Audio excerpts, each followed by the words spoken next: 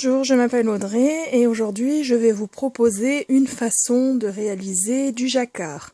Alors je dis une façon parce qu'à mon avis il doit y en avoir plusieurs différentes.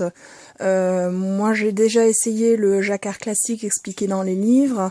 Donc dans les livres il se dit que le jacquard ne se réalise que sur des mailles endroits. Eh bien moi j'ai réalisé mon jacquard sur des mailles endroit torse gauche et des mailles endroit torse droite, puisque je travaille en aller-retour, donc ça va me donner les deux. Pour compliquer un petit peu la chose, j'ai doublé mes mailles endroit torse. Pourquoi avoir doublé? J'aurais même pu les tripler, mais doubler c'est bien parce qu'au moins en aller-retour ça me donne quelque chose de régulier. Eh bien tout simplement parce que ça me fait un travail beaucoup plus serré. Quand j'écarte là, c'est beaucoup plus serré au niveau du travail que si je n'avais pas doublé mon point. Attention, ce n'est pas ma laine que je double, mais bien mon point. Au niveau du tricotin, je vais me retrouver avec 2 mailles sur chaque picot, et non une avec ce type de point-là.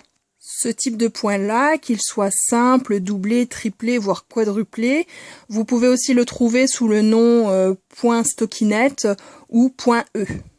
Là, vous avez de la maille endroit torse classique. Là, vous avez de la maille endroit torse doublée, donc c'est déjà quelque chose de plus serré. Et un travail en triple point ou en quadruple point fera quelque chose de beaucoup plus serré.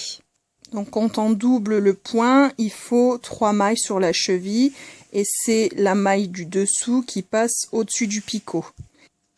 Vous enveloppez votre fil en E et donc c'est la maille du dessous qui passe au-dessus du picot. Et ça vous fait 2 points sur chaque maille comme je vous ai montré sur mon tricotin.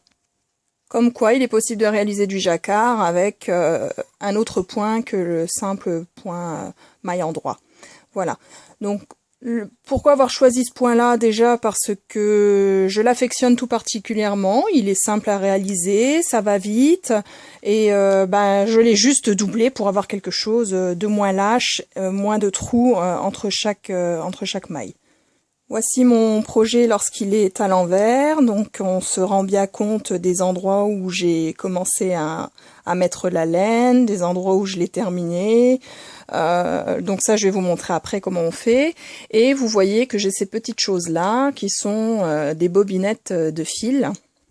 Alors oui, je ne travaille pas avec des pelotes, mais avec des bobinettes. Pourquoi? Parce que si vous travaillez avec des pelotes et que vous avez plusieurs couleurs dans le jacquard, eh ben, ce qui va se passer, c'est que vos pelotes vont s'emmêler. Donc, autant avoir des petites bobinettes que vous gonflez de fil et que vous pouvez promener sur votre projet au fur et à mesure que vous avancez avec la couleur, et ce qui empêche de faire des nœuds. Vous voyez que quand je fais comme ça, mes bobinettes, elles sont pendantes, elles ne sont pas emmêlées et ça ne bouge pas. Alors, comment j'ai réalisé le dessin que vous voyez? Donc, ce dessin a été réalisé à partir d'une grille. Des grilles de tricot ou point de croix, tout simplement, que j'ai reproduit sur papier à petits carreaux pour que ce soit plus clair pour moi. Donc oui, ça m'a demandé du temps, je me suis amusée à refaire ma grille, mais au moins c'est un travail bien clair qui me permet de reproduire plus facilement le projet que si je l'avais sur écran d'ordinateur ou autre. Donc n'hésitez surtout pas à reconstituer vos grilles sur papier, et puis au moins comme ça, vous les avez toujours à portée de main, et puis si un jour vous vous arrêtez dans votre projet parce que vous en avez marre, que vous le reprenez longtemps après, au moins vous avez toujours votre travail avec vous.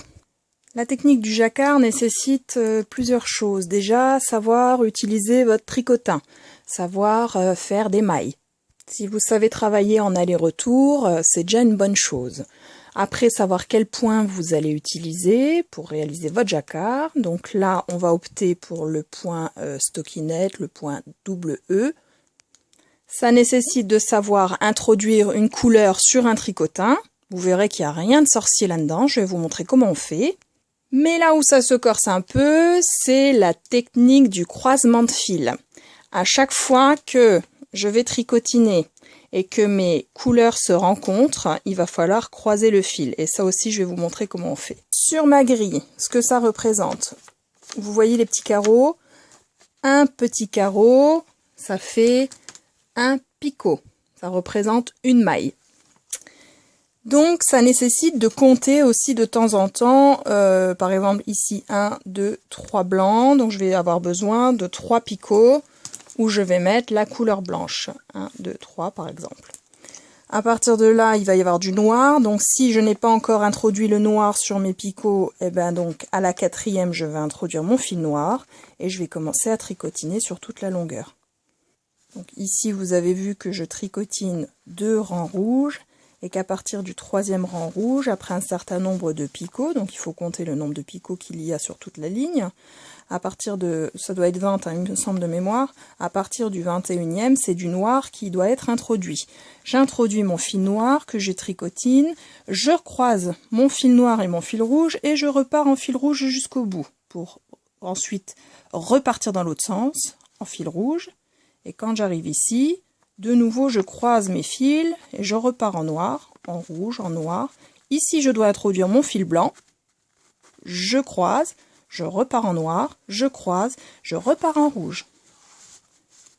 Donc, à chaque fois que j'introduis une couleur, à chaque fois que 2 couleurs se rencontrent, je croise mes fils. Pourquoi croiser les fils? Parce que sinon, vous allez vous retrouver avec des trous. Des trous pas jolis.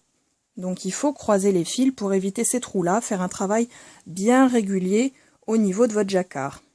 Ça nécessite quand même de faire des essais sur petits projets avant, hein, puisque quand on se lance dans un grand projet comme ça, avec là entre autres il y a 52 picots, si vous vous trompez ou si ça fait pas joli que vous vous retrouvez avec des trous, bah vous devez tout défaire. Donc essayez voir sur un échantillon, sur un petit morceau de jacquard, essayez voir de faire un petit bout de projet avant de vous lancer dans des grands comme ceci. Si j'ai un conseil à vous donner, n'hésitez surtout pas à utiliser un compte-rang. Par exemple, voilà, ceci, un rang, un clic. Pourquoi? Parce que dans notre travail, si par exemple vous faites quelques rangs le soir et que vous vous arrêtez parce que vous êtes fatigué pour reprendre le lendemain, c'est pas évident au niveau du projet de retrouver où c'est que vous en êtes. Hein. Donc si j'ai un conseil à vous donner, n'hésitez surtout pas à vous munir d'un compte-rang et